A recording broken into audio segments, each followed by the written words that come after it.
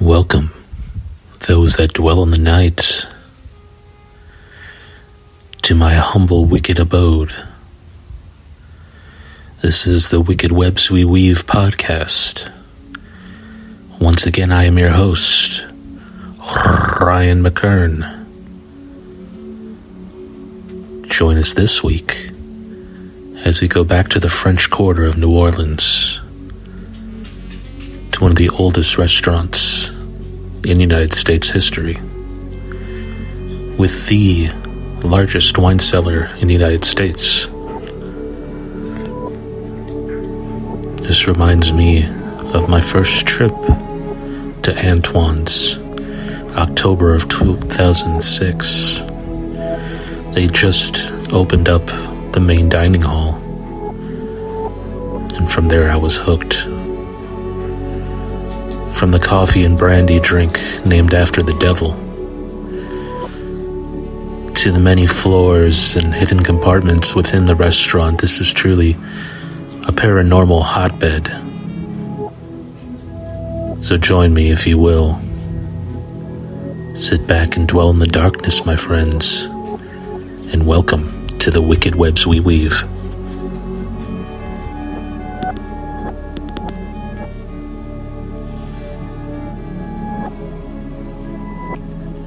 Antoine's is one of the four grand names of New Orleans, and home to the famous oysters Rockefeller.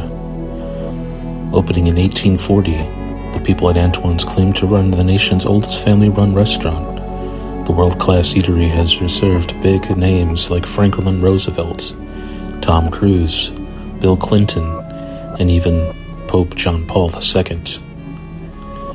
The ghost of Antoine's Alquitoire still watches over his restaurant, making sure the place still runs smoothly. He is also in competition with the pesky peeps at Arnaud's, and he wants to make sure that he's still king of Creole cuisine in New Orleans.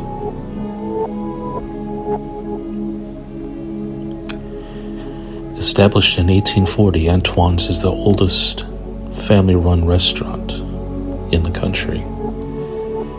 It was spring in 1840 when the New Orleans was Queen City of the Mississippi River, when cotton was king and French gentlemen settled their differences under the oaks with pistols for two and a coffee for one. Dixie had not yet been written, destined to become the marching anthem for Confederate forces in Civil War. This was the young Antoine Alquitoire, adopted after stopping in New York to establish a restaurant that would endure his family's direction for more than 180 years and set the standard that has made New Orleans one of the great dining centers of the world. It was on St. Louis Street, just one block from the spot and famed restaurant occupies today, that the 18-old Alquitoire started was to become simply Antoine's as a synonym for fine food. He felt at home in the French-speaking city of lordly aristocrats and their extravagances, an ideal audience for his culinary artistry. The main dining room at Antoine's appears in 1951, even as late-to-the-gas chandeliers provide the only heat for the room during the winter months. And after a brief period in the kitchen of Grand St. Charles Hotel, Antoine opened a pension, a boarding house, and restaurant. It was then he made arrangements for his fiancée to join him from New York. She came to New Orleans with her sister, and she and Antoine were married. Together they work up to build their pension and culinary emphasis. New Orleans' gentility is so taken with the restaurant it soon outgrew its small quarter, and Antoine's moved down the block, and eventually, in 1868, to the spot on St. Louis Street where the restaurant stands today.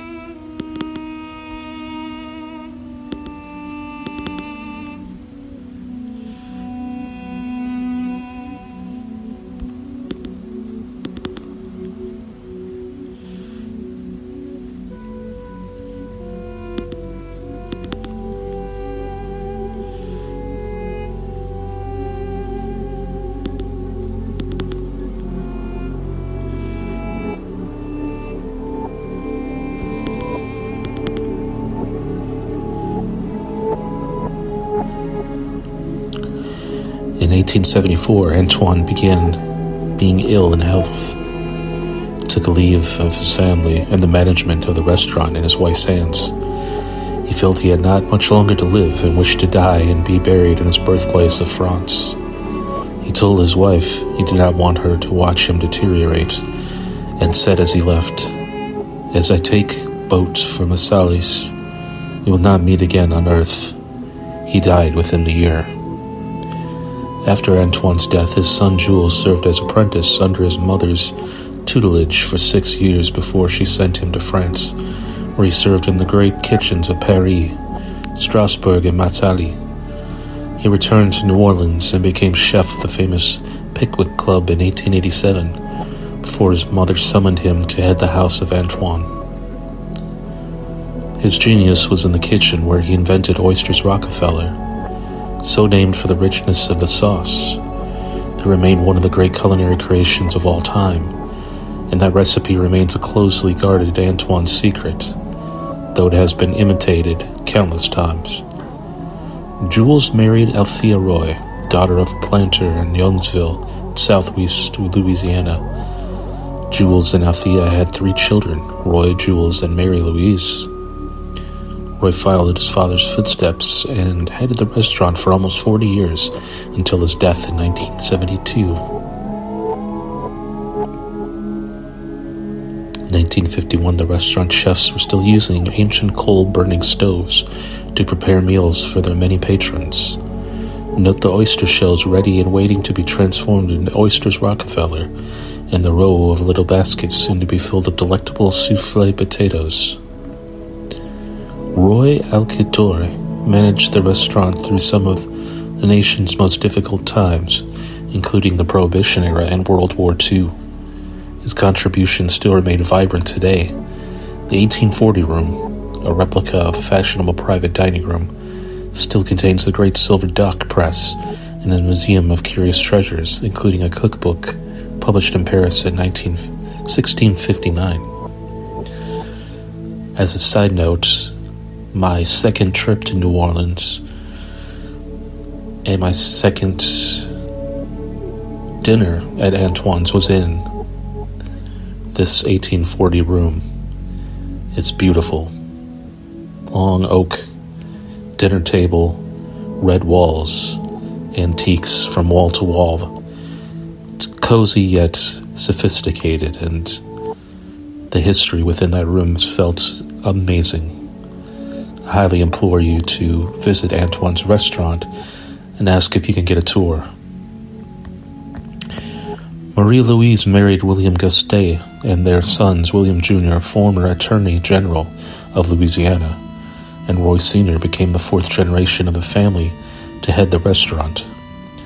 In 1975, Roy's son, Roy Jr., became proprietor and served until 1984. He was followed by William's son, Bernard Randy Gustat, who managed Antoine's until 2004. In 2005, Rick Blount, Roy Algatore's grandson, became proprietor and CEO. The long line of Algatore families and decadence descendants has guided Antoine's to continued greatness. Through the Civil War, 2 world wars, Prohibition, the Great Depression, and Hurricane Katrina.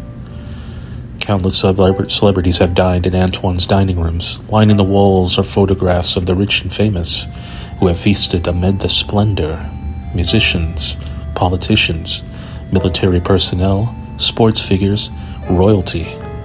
The list is endless, and it includes George Bush, Bill Clinton, Franklin Roosevelt, Pope John Paul II, Brad Pitt, Bruce Willis, Tom Cruise, Kate Hudson, Jimmy Buffett, Whoopi Goldberg, Bob Hope, and Bing Crosby, just to name a few.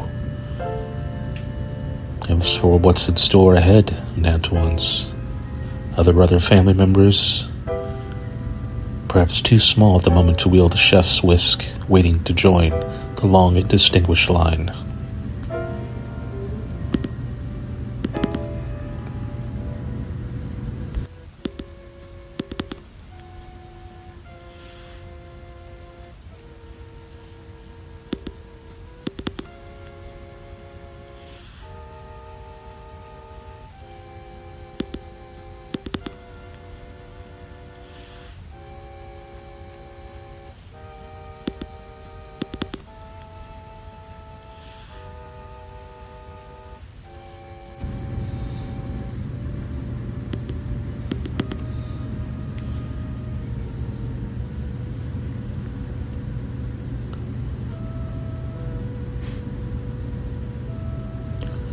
The International Society for Paranormal Research has investigated Antoine's restaurant at 713 Rue St. Louis.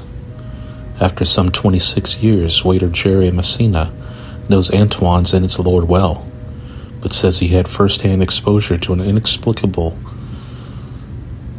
one day when he was reading the newspaper in Hermes' room, which is now the bar. A mist appeared in one corner of the room. Quote, "I could see straight through it, but it looked like a vapor cloud," he said. Matthew Osset, a waiter at the restaurant, said that he and another employee were in the restaurant's dungeon alley near the 1840 room one night shortly after midnight, when the other employee saw a vision in the waiter's garb move toward the mystery room. When the worker followed, the vision disappeared, but the mystery room was locked. Other Antoine's employees described doors opening and slamming, lights found illuminated at odd times in offices through had been dark and locked. Ironically, the mystery room also gets its name from spirits, a sort banned during Prohibition. A door in the women's restroom opened into a secret chamber where customers would disappear, coffee cup in hand, and return with something stronger than Java. When asked about the source of the strong drink, the standard reply would be, "It's a mystery to me."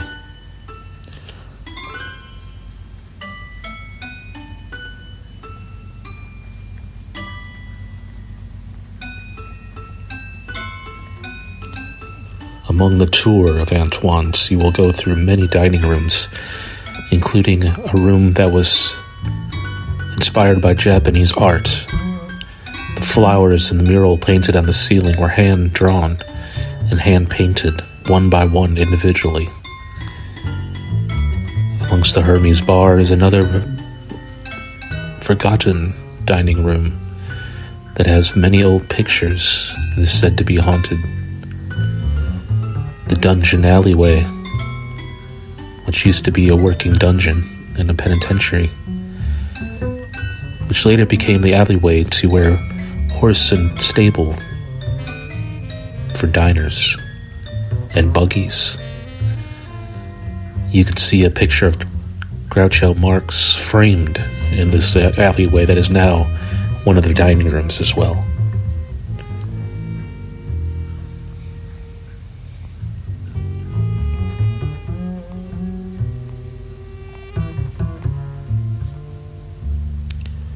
Thank you for joining me again for the Wicked Webs We Weave podcast. I'm Ryan Mckern. Please subscribe to our YouTube page, as well as check us out on Spotify, Apple, iHeartRadio, Google, Amazon, and anywhere streaming podcast available. Feel free to drop us a line at our Twitter page at the Wicked Webs Pod, as well as Instagram at Ryan Mckern. If you have show ideas, like a topic for me to cover, please send a message my way. And until we meet again, my friends, au revoir.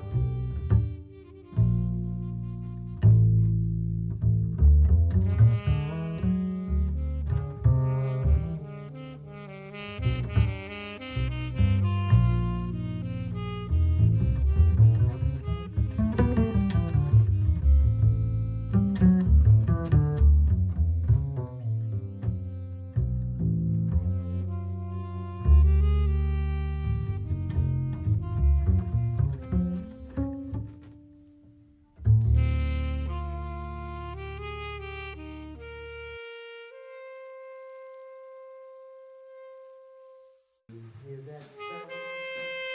That swishing on the ground? Your